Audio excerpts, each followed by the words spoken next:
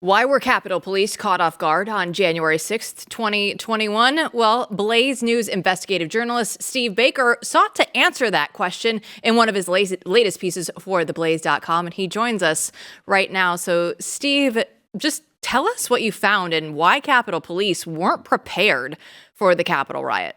Well, this story for me started over 3.5 years ago. It started for me at 1:19 p.m. on January 6th of 2021 when I looked them in the eye. I was there on that lower West Terrace battle line, and I saw the fear in their eyes. I also saw them unprepared. They weren't wearing protective gear. Most of them were not. They didn't have so much as protective glasses, shields, helmets. They were deer in the headlights. And then, of course, the video review began after that, not only from my own camera, but then hundreds and thousands of other hours as I put that together. And then, of course, the interviews now happened. We started to build the contacts, both on the record and off the record, with frontline Capitol Police officers who were on that battle line that day. And we began to learn from them that almost to a man and to a woman, they believed that they were set up to fail. And so our story series goes through all of that. Steve, right after January 6th, you published a video in which you said most of the violence was committed by Trump supporters. Have you changed your mind about that over time? Look, I have been flexible in my opinions on what happened that day as new data and information comes in. Look, with my eyes, what I saw was people in Trump gear, Trump flags, Trump beanies and hats performing violent acts against law enforcement that day. I went home, did frame-by-frame analysis of my own video first, and then I began to say, wait a minute, who's that? What's happening there? That's a job somebody is doing. These are color revolutionary tactics. Now, I don't know who they are. I don't know if they worked for Trump.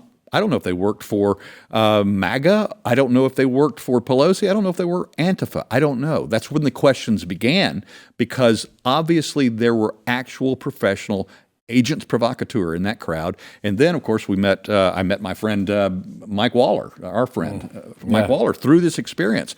His first article came out on January 13. Mine came out on January 13. And then people started cross-pollinating us and saying, you need to talk to this guy because we saw the same thing. And this is a guy who had 40 years worth of experience in that, space, as they call it. If we take a look at the gigantic headline behind us, it says Capitol Police were sacrificial pawns on January 6th. They didn't give an S about what happened. Who said that and what were they talking about?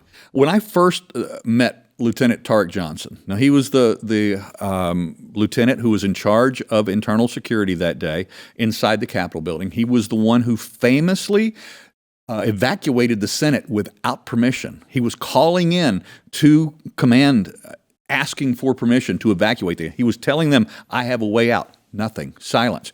And he said, I'll take the disciplinary actions. I'm doing it, because he knew that the building had been breached. He evacuated the Senate. 8 minutes later, he rushes to the House and begins evacuating the House. And what he told me the very first time I met him, when I told him that I had written about this months and months before, that I believed from my own analysis that they were sacrificial pawns, that's when he pointed his finger right in my face. And he says, you're exactly right. They did not give an S about what happened to us that day. That's one of the most fascinating parts of this. And you make this point, you make it in this article, which everyone should read at the Blaze, that so many of these people, they know they were set up. They say they were set up. Right.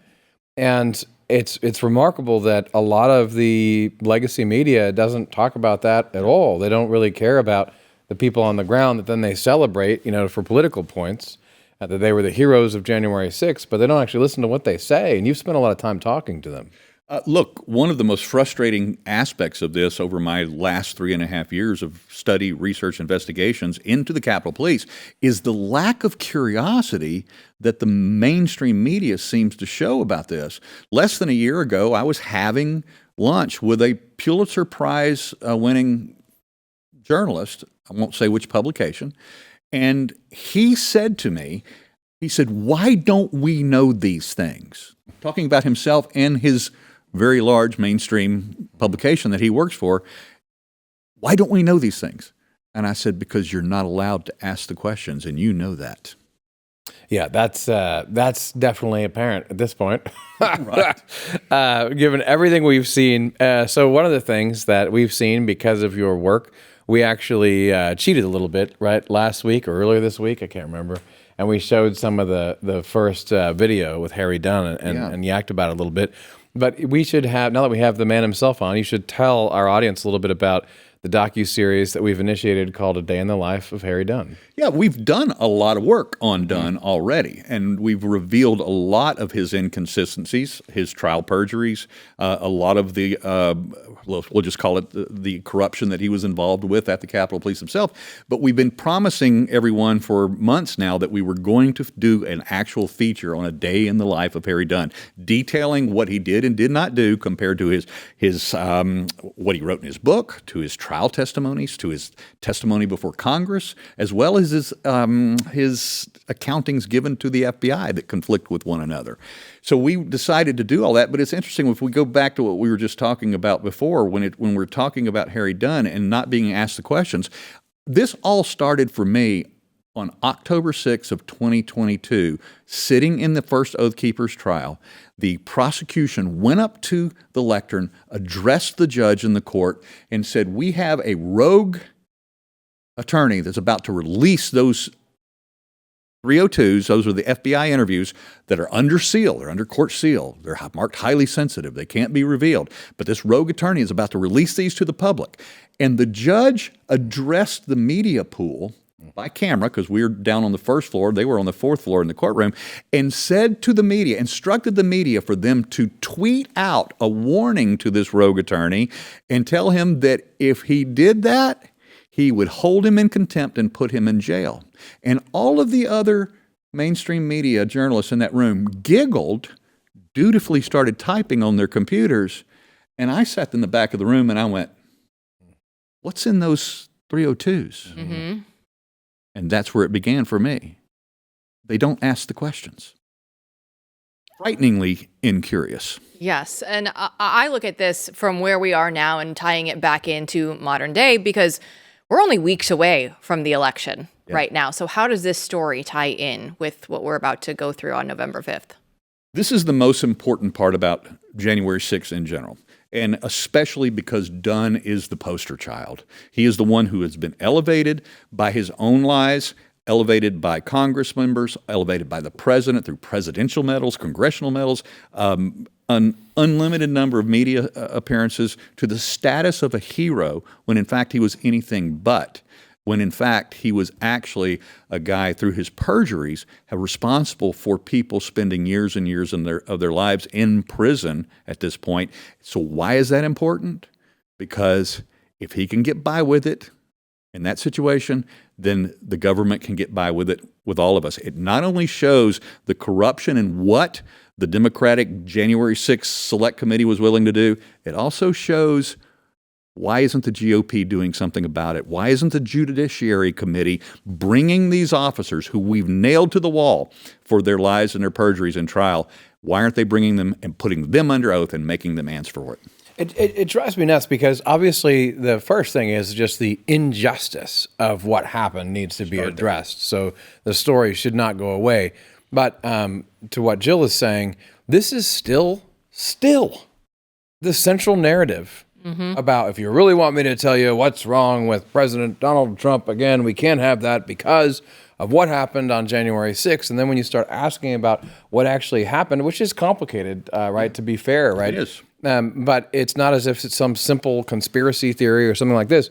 When you start asking real questions, then all of a sudden you're like, what the hell is going on? And correct me if I'm wrong, but not a single legacy media outlet has addressed your stories about the perjuries that went on with those two officers that day. Is that right? They buttoned up.